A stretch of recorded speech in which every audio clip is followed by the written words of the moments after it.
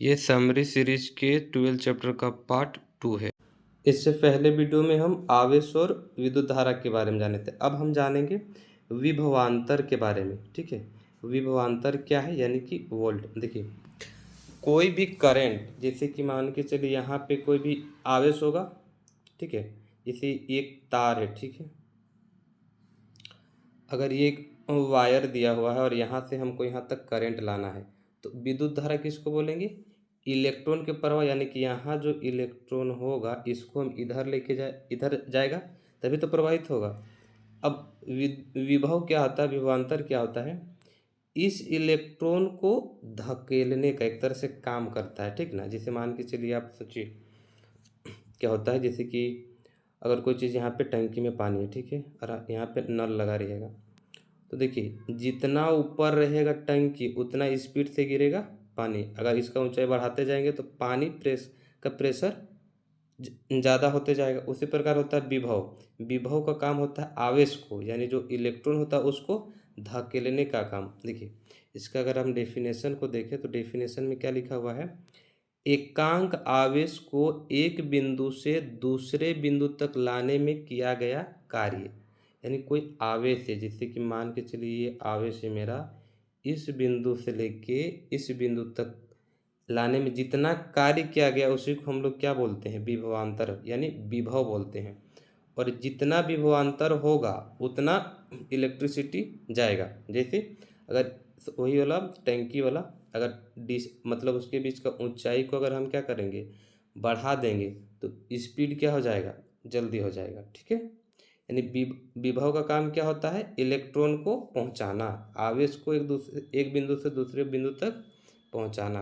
तो जितना ज़्यादा वोल्ट होगा उतना इलेक्ट्रिसिटी जल्दी जल्दी पहुंचेगा, तो हमारा इलेक्ट्रिसिटी यानी विद्युत धारा क्या होगा? बढ़ेगा। ठीक है, वोल्ट का फॉर्मूला क्या होता है? वर्क अपन थीटा, एसआई मात्रक इसका वोल्ट होता है, ठीक ना। विभव का एसआई मात्रक क्या होता है? वोल्ट। और इनके बीच का जो अंतर होता है उसी को हम लोग बोलते हैं विभवांतर। ठीक है, आगे हम लोग जानेंगे इसके बारे में।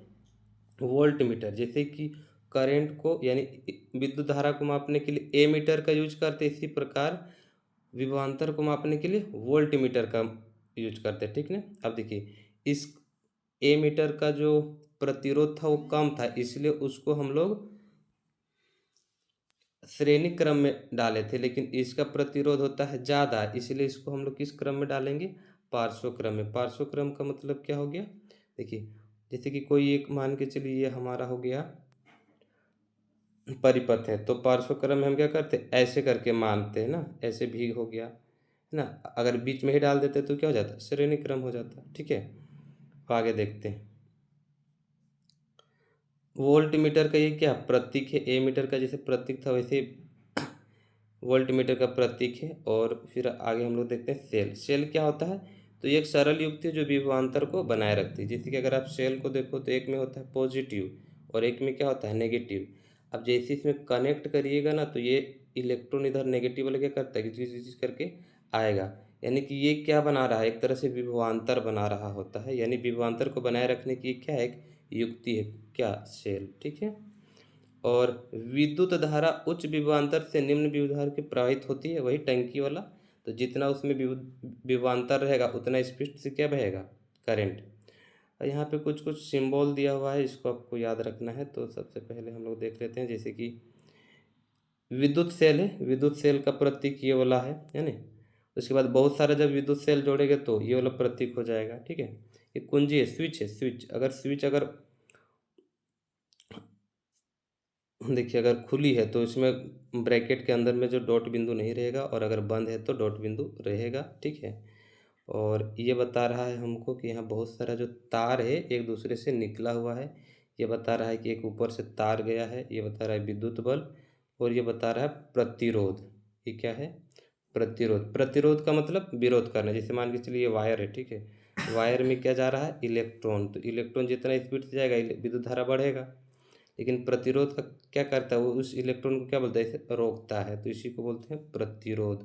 जो विरोध करेगा वही प्रतिरोध। ठीक है, फिर यहाँ पे उस प्रतिरोध को नियंत्रण करने के लिए हम लोग ये वाला यूज करते हैं। ए मीटर का ये सिंबल है और ये है वोल्ट मीटर का सिंबल। तो यहाँ हम लोग समझें कि वोल्ट क्या होता है, विभवांतर क्या होता है। ठीक है, तो बेसिकली आपको याद रखना, विभवांतर का काम होता है इलेक्ट्रॉन को एक दूसरे से दूसरे जगह पहुंचाना।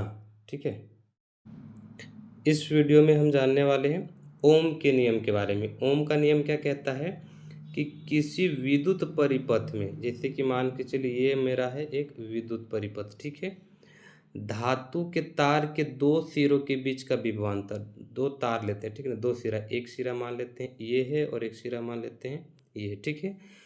तो उसमें जो विभवांतर है यानी जो भी है, वोल्ट है, वो वोल्टेज है, प्रवाहित होने वाली विद्युत धारा यानी कि आई जो है, इसमें जो करंट बह रहा है उसके क्या होता है, समानुपाती, यानी जितना वोल्ट होगा उतना ही क्या होगा, करंट होगा। इसको समझो और एक तरीके से, जैसे कि वोल्ट क्या होता है, तो आवेश, इलेक्ट्रॉन को एक जगह से दूसरे जगह ले जाना। तो सोचिए यहाँ से कोई आवेश है, यहाँ से लेके जाएगा कहाँ, बी तक लेके जाएगा। तो अगर वोल्ट जितना रहेगा, अगर वोल्ट ज़्यादा रहेगा तो करंट भी क्या होगा, ज़्यादा होगा।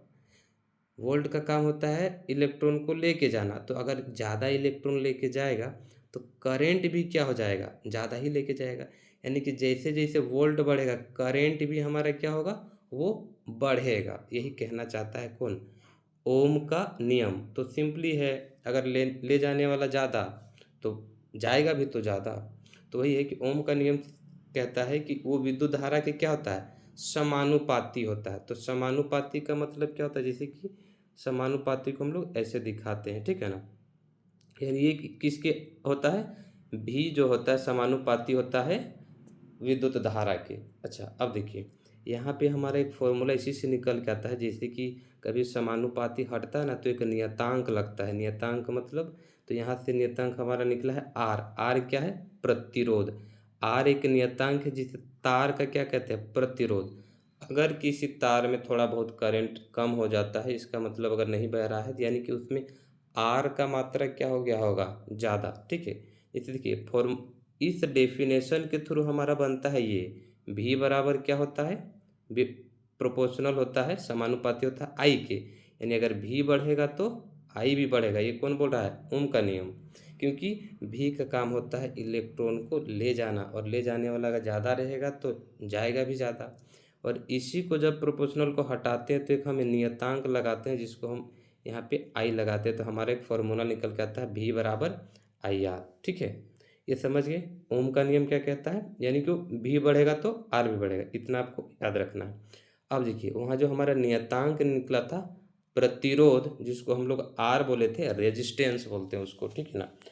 प्रतिरोध क्या होता है, तो ये चालक का वो गुण जिसके कारण प्रवाहित होने वाली धारा का विरोध करता है। जैसे मान के चलिए ये है तार, ठीक है ना, तो यहाँ से क्या करेगा, अगर आर इसमें ज़्यादा रहेगा तो जो भी करंट होगा ना, वो करंट क्या होने लगेगा, उस धीरे धीरे कम। जैसे कि आप हीटर देखते हो, हीटर जो लाल हो जाता है, तो उसमें जो करंट जब उसमें प्रवाहित किया जाता है ना, तो उसमें इतना वो प्रतिरोध का विरोध करता है कि वो इलेक्ट्रॉन को जाने ही नहीं देता है, एक जगह से दूसरी जगह जाने नहीं देता है ना, यानी वो उसका क्या करता है, विरोध। ठीक है, प्रतिरोध का मतलब क्या हो गया, विरोध। ठीक है, इसका एसआई मात्रक क्या होता है, ओम होता है। ठीक है, इसका एक फॉर्मूला ये निकल के आता है। ठीक है, अब देखिए धारा नियंत्रक, मान के चलिए कि किस में कितना विरोध करना है नहीं करना है, उसको नियंत्रित करने के लिए हम लोग क्या यूज करते हैं, धारा नियंत्रक।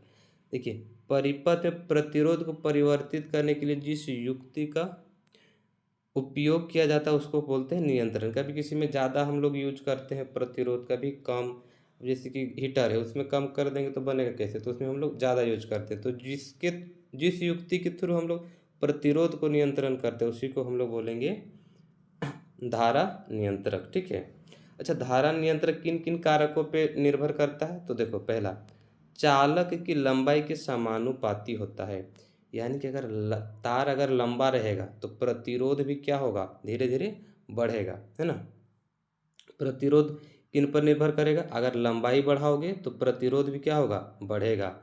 अनुप्रस्थ काट का क्षेत्रफल, जैसे मोटाई, अगर ये थोड़ा जैसे तार ये थोड़ा मोटा है, ये थोड़ा सा पतला है, तो इसका अगर मोटाई बढ़ाओगे तो प्रतिरोध घटेगा। वैध क्रमानुपाती मतलब उल्टा, अगर हम मोटाई बढ़ा रहे हैं तो मतलब इसका प्रतिरोध क्या हो जाएगा, कम हो जाएगा।